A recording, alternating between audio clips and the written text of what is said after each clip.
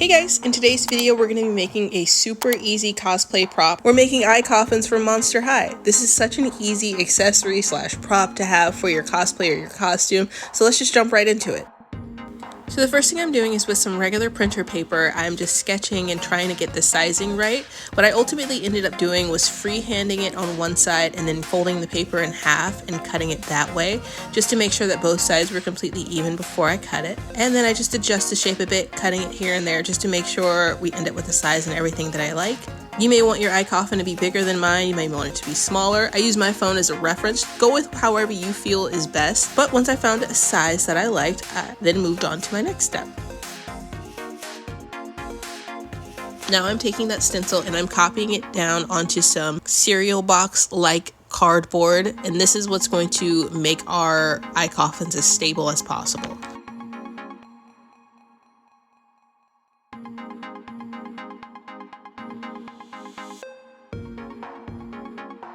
And once I have one cut out, I'm going to do the exact same thing and do one more. This will be for the front and back of our iCoffins.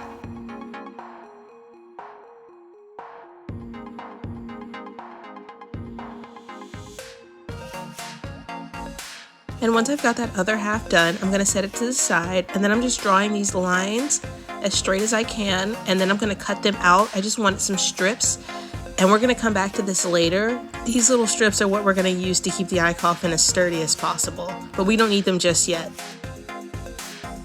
So once I've got those all cut out, I'm setting them aside, and what I'm doing first is I'm going to go ahead and sketch the screen out on one of the halves. I'm freehanding it, but if you wanted it to be a little more neat, you can go ahead and use a ruler or something.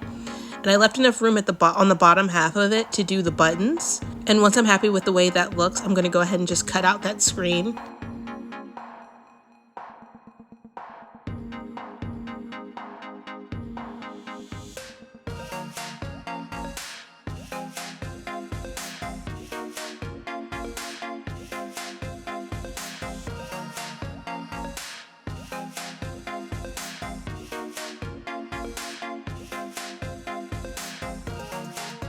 Now ignore the craft foam for now. What I'm doing now is I'm cutting those strips that we cut out a second ago. I'm cutting them into even smaller strips. And these are going to be support pieces that go between the two sides of the iCoffin. This was going to hold them together and make it way more solid. And once I have enough cut up, I'm going to go ahead and start gluing them to the side that we put the screen on, standing upward.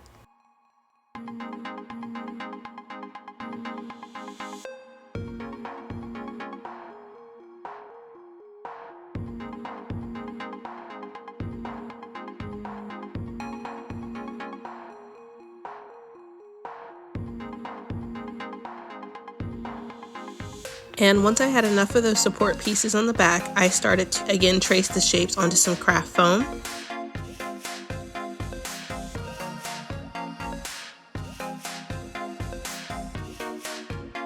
Then of course we're going to go ahead and cut those out.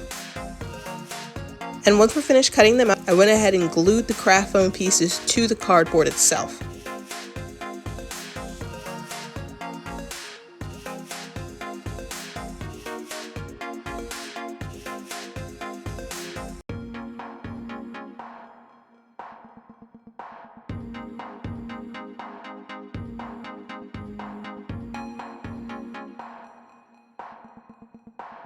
Now that the craft foam is fully attached, what I'm going to do now is add the hot glue to the other side of the supports and then glue the whole thing down onto the other half of the iCoffin.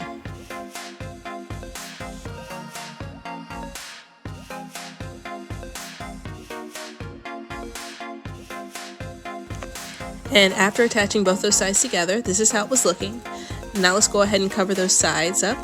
Now for the sides, I'm cutting up one long strip of craft foam, and this long strip of craft foam on this large sheet was enough to wrap around the entire iCoffin, so I only need one strip from this to do it.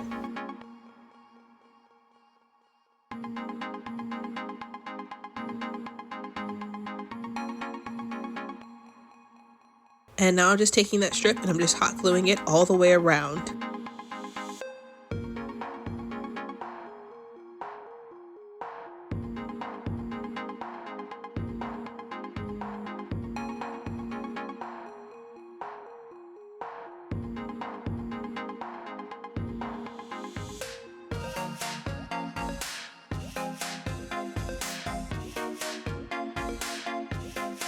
Now that the sides are fully covered, I'm going to go through and create the button pieces and then cut those out and go ahead and attach those as well.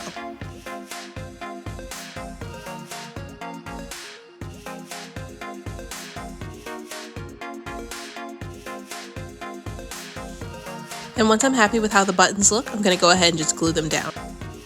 Okay, I thought I had more footage of me gluing them down, but this is it, completely done. I think it looks really, really good.